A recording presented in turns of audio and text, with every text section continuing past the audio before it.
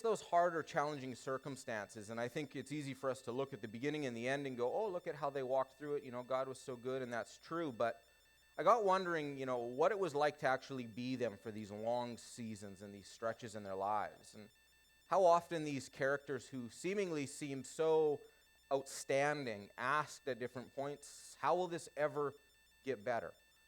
How can good ever come from what I'm facing? Surely there is no way that this is ever going to turn around. And these questions come from all sorts of characters, from men, from women, from children, from leaders, from followers, from royalty, military, priests, prophets, and even fishermen. And all of these, in different challenging times and circumstances in their lives, wondered how their life could get turned around and put back on track. Now, I found myself in a couple seasons like this from time to time. When you're wondering how good will ever come from this, you're wondering maybe the way you're feeling will never change, that you're just going to feel like this forever. And maybe even today some of us are asking these questions and wrestling with these thoughts. Maybe someone here today is resigned to the fact that whatever it is you're facing is just the way it is. I think that that's how Naomi and Ruth must have felt at some point in this story, in this journey of life that they were on. You know that they lost their husbands. We've talked about this. They faced famine. They had a bleak future. And I'm sure that they had a hard time imagining how their situation and their very lives would turn around. It's easy to just read through 4 chapters and go, oh, look at what God did. But this was a stretch of time. This was a lengthy season. And there's just no way that they didn't wonder, how on earth will this ever be repaired? I'm sure they questioned how death and sorrow would ever be replaced with equal or even greater life and joy. You may remember Naomi even believed that God was against her. That's a dark place to be if you've ever been there. It's one thing to believe that God doesn't see, or that God doesn't care, or that God's not acting in the way that we expected he would. But it is an entirely more heavy thing to believe God is working against you, which is what Naomi believed.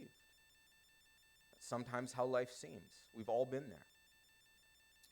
But the good news, of course, of this story is through a series of providential details, God did turn their lives around. God brought new life, God brought new joy, even after and even from the death and the sorrow. This is ultimately the story that is the book of Ruth. It all happened by way of one key word, which is the word we're going to spend a lot of time talking about today: redemption. It all happened because of redemption. I don't have this in my notes, but it might be helpful. We throw the word redemption around. It's one of the big R's of the Christian vernacular. Reconciliation, redemption, renewal, regeneration. There's all these R words in Christian language. Redemption is the idea of something being bought back.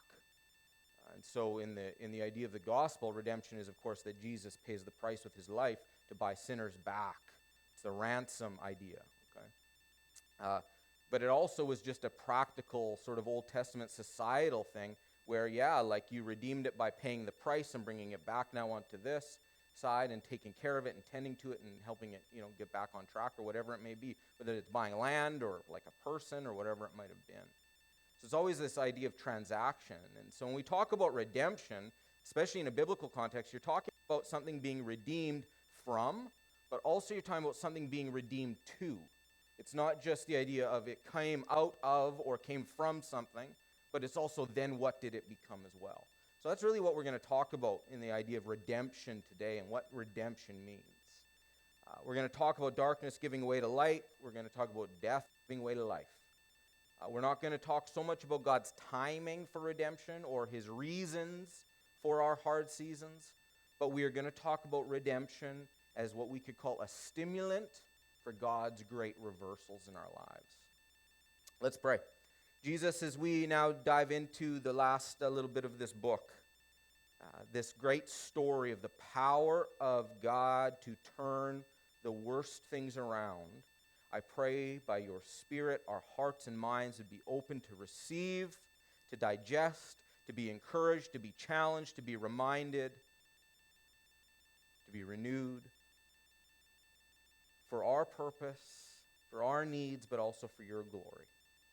Amen. All right, so in order to get through this book, Ruth is 4 chapters and we've covered 2.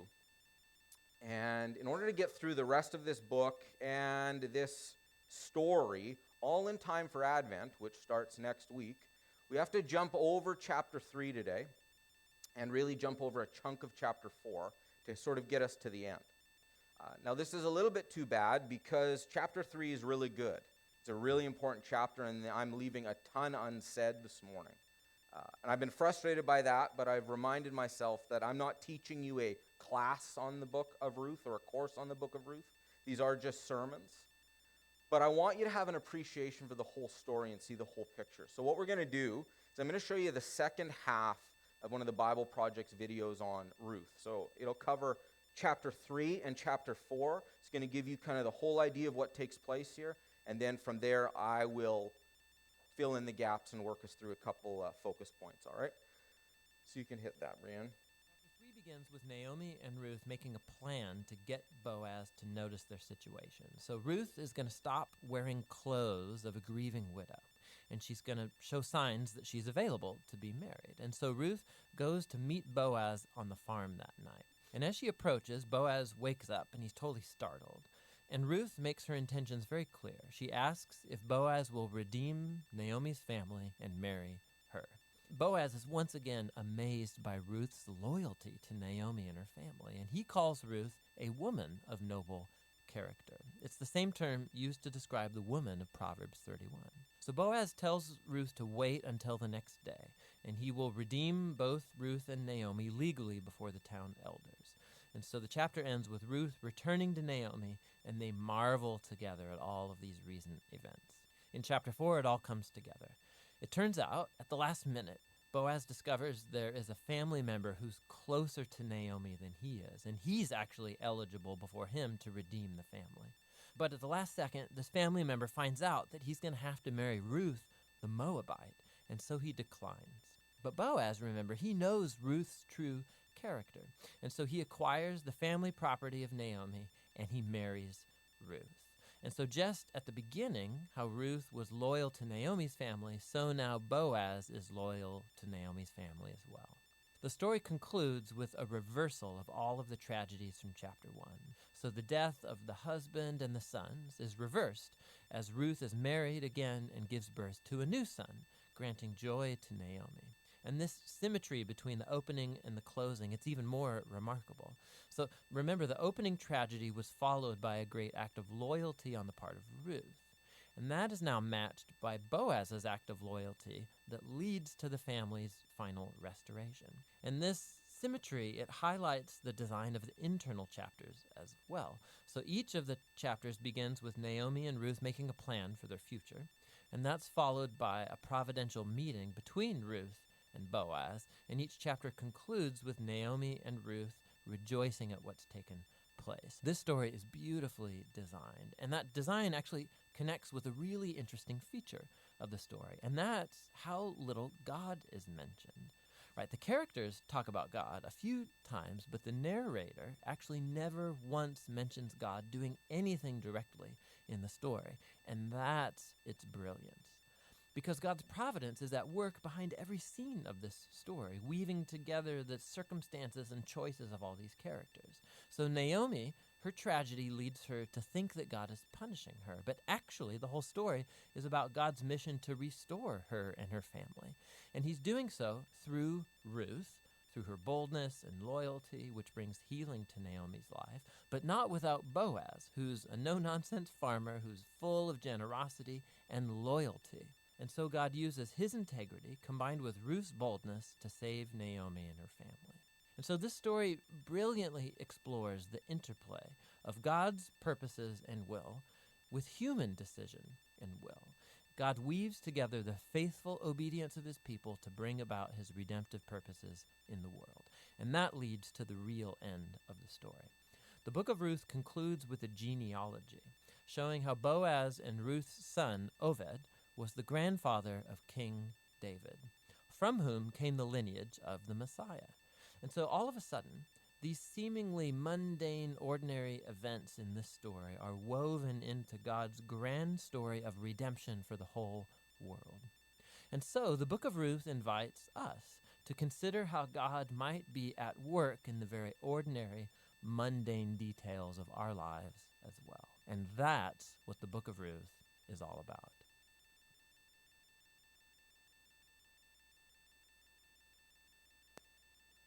All right.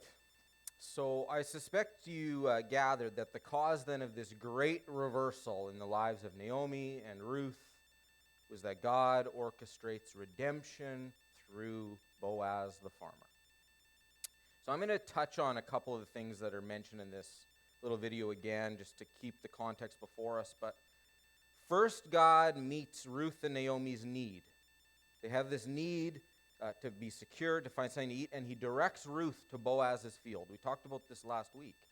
And allows her to find favor in his eyes. And then Boaz goes further than she was expecting and agrees to marry Ruth eventually and take her and Naomi under his care. That's all in chapter 3. And so Boaz's role then in this redemption leads to our first point this morning, which is this, that someone has to be willing to do the work of redemption. Someone has to be willing to redeem. So jumping in, chapter 4, picking up in verse 4 through 6. If you will redeem it, do so. But if you will not, tell me, so I will know, for no one has the right to do it except you, and I am the next in line. Now this is the other relative speaking. He says, I will redeem it. Then Boaz said, on the day you buy the land from Naomi, you also acquire Ruth the Moabite, the dead man's widow, in order to maintain the name of the dead with this property. At this, the guardian redeemer, that's the other relative, said, then I cannot redeem it, because I might endanger my own estate. You redeem it yourself. I can't do it. Redemption in this story wasn't accidental or even obligatory. Redemption in this story was on purpose. It was Boaz's willingness to redeem that caused the tremendous reversal in the story of these women.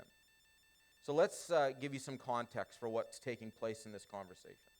So in chapter 3, verses 9 through 13, you read about Ruth going to Boaz's field and asking him flat out, will you redeem my family? Will you redeem us? Which ultimately means, will you marry me? And he agrees. He's like, yeah, I'll do that for you. And he's even honored that she's asked him. He says, I'm getting pretty old, so the fact that you'd want me instead of much younger men, that honors me. But then he says, but there's a hurdle, Ruth. There's one thing standing in the way of this plan. There's a man more closely related than I am, and he has the first right of refusal. And so Boaz says, all right, if the other guy refuses, then this is a done deal, but we have to give him the chance to say yes or the chance to say no. So you jump to chapter 4, and then you're actually reading about like a legal proceeding of this taking place. And so in front of the town elders who function as witnesses to this procedure, Boaz and this other relative discuss who's going to be the one to redeem this lady, family. And so as we just read, the other man agrees. But as soon as he hears that it's not just land that he's going to acquire, that he's going to also be responsible for Ruth, a widow from Moab, he says, no, I'm not doing that. He backs out. He refuses to redeem because he sees Ruth as a danger to his estate. So the opportunity to redeem then falls to Boaz. And Boaz says, no, I'll do the work of redemption. And so what I want you to take away from this is that in the rejection of Ruth, but also the acceptance of Ruth, we find a really foundational Christian truth, a really foundational aspect of our very faith, that nothing can be reversed, nothing can be turned around, nothing can be made right without someone being willing to do the work of redemption. If the first relative was the only option for a redeemer, then Ruth and Naomi end up without any redemption in this story, and their lives never turn around. Because the one who could redeem it wasn't willing to do it. He saw it as too risky. He saw it as too much of an inconvenience for him. Their very reversal depended on the willingness for someone to redeem. It had to be present redemption for reversal to start. And that's why Boaz is such a special character, because he's willing to redeem what the other man wasn't. He's willing to redeem a foreign widow. You remember from last week, without any standing. She has no merit that she should be worthy of this other than her character. Interesting, and I think it's worth mentioning, because sometimes we get confused with this, but the Mosaic law didn't actually even require here that either of these men take Ruth on. If you look at the Mosaic law, it was only the immediate brother of a deceased man that had to legally take on the deceased's wife or family. So there's actually no legal obligation on Boaz or this other guy. The only grounds that Boaz does this on is basically on a moral ground, that it's the right thing to do, that redemption was the right thing to do. And so for the sake of that story turning around, they needed a willing participant. They needed someone to count the cost of redemption and take the risk and redeem Ruth on this grounds of it is the right thing to do to change their story. And so, redemption came with a price. This would have cost Boaz something. He now literally had mouths to feed. He had more people to be responsible for. It was a risk. She was a Moabite. She's not even an Israelite. There's risk here. She doesn't offer Boaz anything. But he's willing. He's willing to do it. And in that willing redemption of Boaz, we see God's care for Naomi and Ruth. That little video we watched talks all about God not being mentioned, but he's behind the scenes. And in this willingness to redeem a Moabite widow, you see God's heart and God's intention for them. God's plan to take a very tragic story and turn it into something good. Our next point then is really an extension of this first one. And it's this, that redemption reverses the story. That redemption is what reverses it. Jumping into verse 13 through 16. So Boaz took Ruth, and she became his wife. When he made love to her, the Lord enabled her to conceive, and she gave birth to a son. The women said to Naomi, "Praise be to the Lord, who this day has not left you without a guardian redeemer. May he become famous throughout Israel. He will renew your life and sustain you in your old age. For your daughter-in-law who loves you and who is better to you than 7 sons has given him birth." Then Naomi took the child in her arms and cared for him. The women living there said, "Naomi has a son," and they named him Obed. He was the father of Jesse, the father of David. So again, if we call to mind the trajectory of Naomi and Ruth's life, when we jump in at chapter 1, everyone's dying. The prospects are not good. There is a lot of sadness. There's no hope for anything turning around. The life trajectory was really, really low. Widows, foreigners, lowly servants, hungry, looking for food, wrestling with famine. And in the case of Ruth, possibly, we don't know this, but possibly she wasn't even ever able to conceive, which is why she has no children from that first marriage. But because of redemption, because of Boaz, because of God's hand working for them, Ruth goes from being a foreigner, a widow, a servant without standing, and childless to now a wife and a mother. Ruth's life is completely turned around. One once alone, one once vulnerable, comes to belong, to be accepted, included, and to live forevermore secure and safe. Furthermore, the child she bore would go on to produce Israel's great King David. You want to talk about legacy? That's about as good as it gets. Ruth's name is still being talked about because of this child that came by way of Boaz's redemption. Jesus is connected to this relationship and this child. Practically, like, yes, spiritually, yes, providentially, but even practically, he's in this line. And for Naomi, who in some ways I think the book of Ruth is really Naomi's story, more than it's Ruth's story. So we're going to talk about her a little bit more here. Her story really is one of tremendous loss, tremendous sorrow. And in addition, I've mentioned that she believed God's hand was against her, which is like this one little verse that just gets thrown in there. But if you or I got to a point where we believed God's hand was against us for a season in our life, that would be incredibly heavy, incredibly difficult. And so that's what she's walking with through all of this. That God, who could turn it around, was choosing to stand in the way of her flourishing. That his hand was holding her back. But some 9 or so months after Boaz chooses to redeem, her entire story is reversed. It was completely and it was specifically turned around. What's great about Naomi's reversal is the celebration of the community. That all the women start celebrating and blessing and like proclaiming all the good that's happening in her life.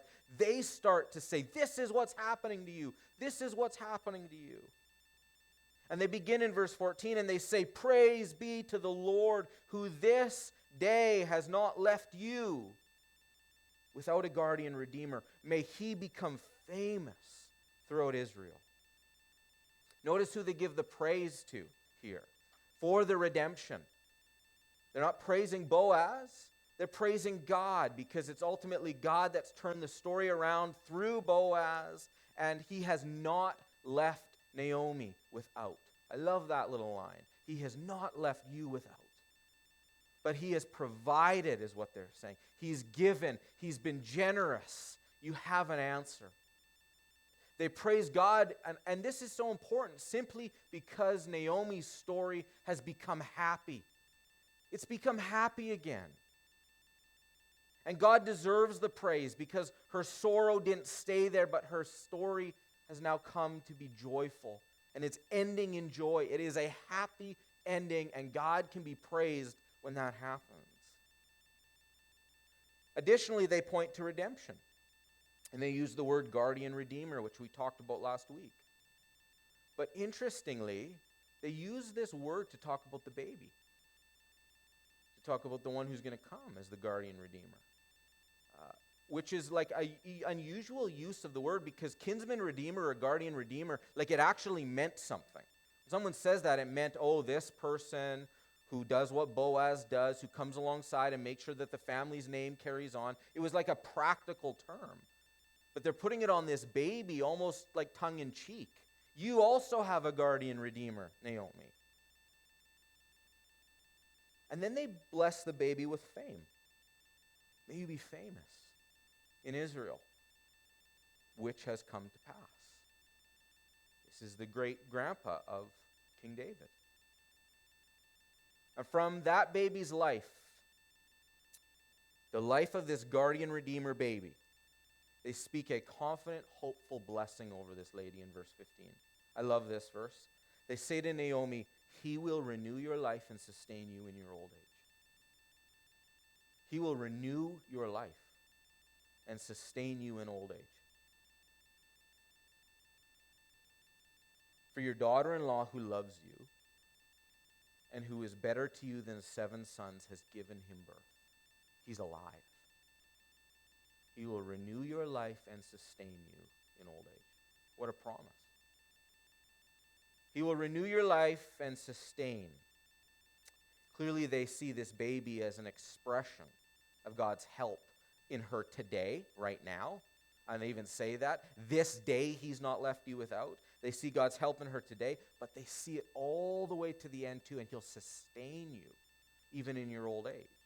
Through this baby, the women in the community see not just an answer to the family line continuing, but also an answer for Naomi's well-being, which is amazing.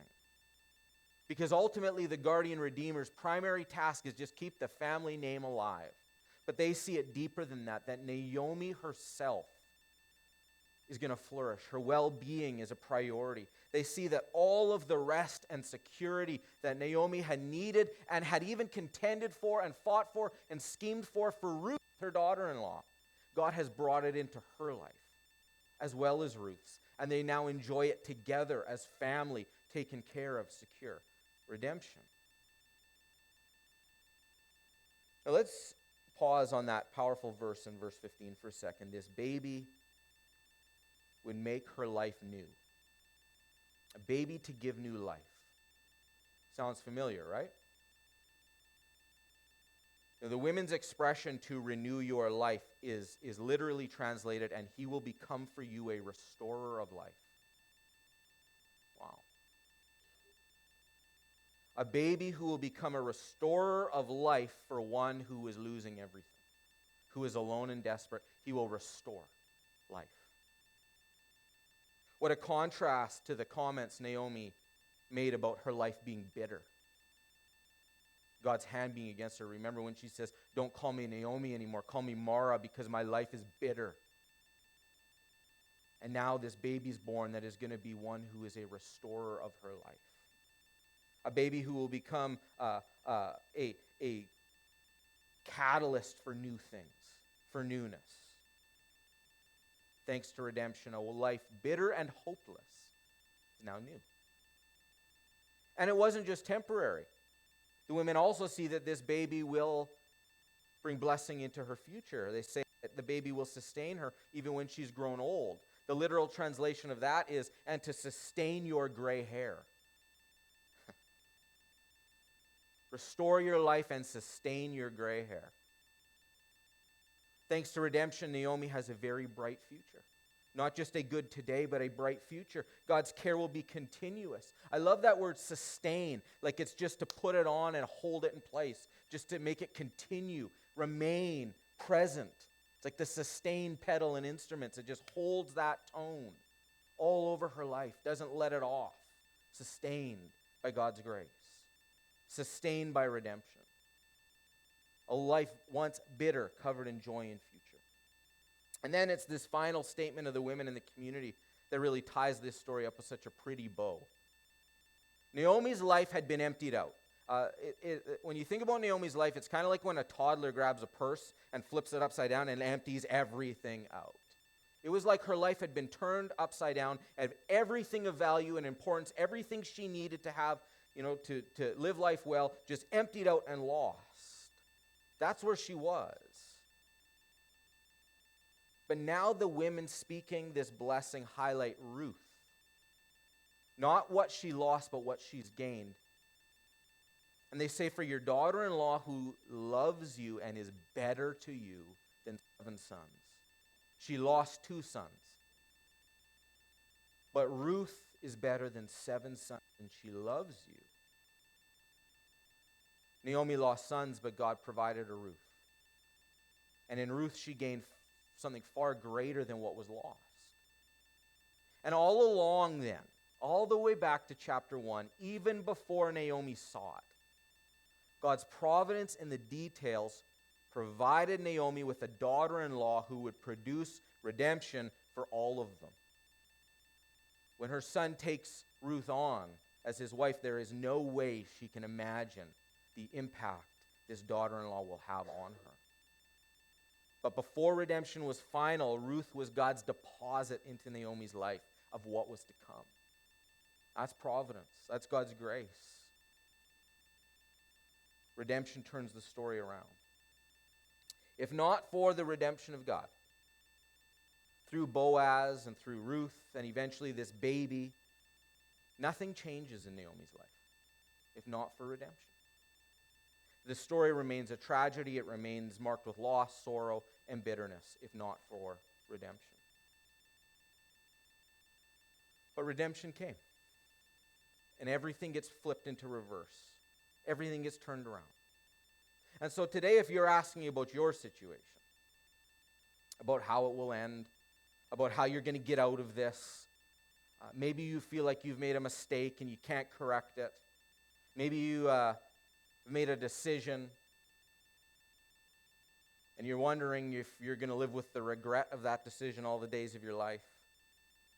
Maybe you feel like you've been betrayed by somebody or you were taken advantage by somebody and you don't know if there'll ever be repair from the damage that's been done. Maybe you've lost someone you depended on and you don't know who's going to sustain you when your hair is gray. It could be so many things that cause us to ask and consider, how will this end? How will this turn around? But my hope is that by God's word and his Holy Spirit, you would actually just be encouraged. Just simply encouraged today that it can be turned around. That God turns things around. That God redeems stuff. Through people, but through his providence. And the reason that it can be redeemed is because you have a redeemer. Because you have a willing redeemer. Just as Ruth and Naomi found in Boaz, you have one. You have a redeemer that lives. You have a redeemer that is willing to do the work of redemption. You have a redeemer that has come and is coming again. As I was going over my notes this morning, this verse just popped into my mind as I was thinking about all this, and so I want to share it with you. This is right in the middle of the book of Job, Job 19, 25 through 27, and Job says right in the thick of his story, well, he's wondering how or if his life will turn around. He declares, I know that my Redeemer lives, and that in the end he will stand on the earth. And after my skin has been destroyed, yet in my flesh I will see God. I myself will see him. With my own eyes, I and not another. How my heart yearns within me to know redemption. I know that my Redeemer lives. If you can confess that, you can say that I have a yearning heart. You won't yearn if you don't believe that you have a Redeemer. And sometimes us pastors, us Christians, those of us who've walked with Jesus for a long time, we think that this is the stuff we should all know. And so how do I make a sermon on redemption exciting? How do I keep you not from yawning while I talk about this? But I bet you someone here needs to be reminded that you have a Redeemer. I just have a sneaking suspicion someone's story isn't resolved yet, and you need to be reminded that you have a Redeemer and he's alive.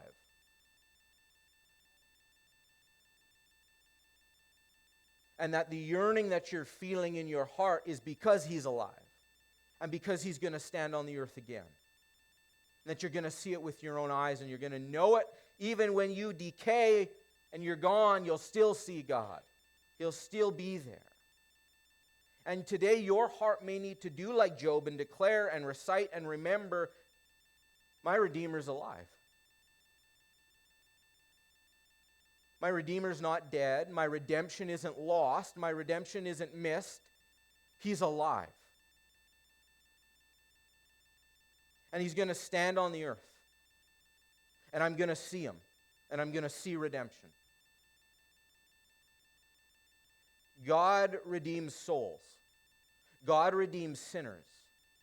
But because we know God redeems souls and God redeems sinners, we also know that God can redeem us from the sorrows of life too. It is the great acts of redemption, the Exodus and the empty tomb, that tell us God is more than able to redeem whatever your current circumstance is.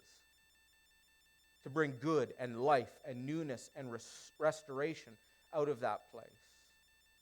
If God can redeem death by way of a willing son, be certain he can redeem your mistake and your regret and your loss and your disappointment.